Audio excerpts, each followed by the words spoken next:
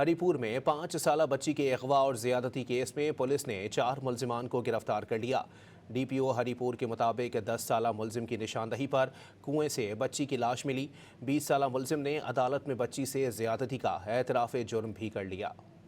हमने फुटेजेस का, CCTV cameras का, मौके की तफ्तीश का, फीमेल्स की टीम को मोहल्लों में, घरों में फीमेल्स के साथ भेज के हक़ाइक़ इकट्ठे करना शुरू किए। हरिपुर में 5 साला बच्ची के अगवा और ज्यादती केस में पुलिस ने 4 मुलजिमान को गिरफ्तार कर लिया।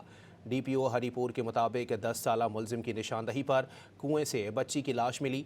20 साला मुलजिम ने अदालत में बच्ची से ज्यादती का एतराफ़ जुर्म भी कर लिया। हमने फुटेजेस का, सीसीटीवी कैमरास का, मौके की तफ्तीश का, फीमेल्स की टीम को मोहल्लों में, घरों में फीमेल्स के साथ भेज के हक़ाइक़ इकट्ठे करना शुरू किए।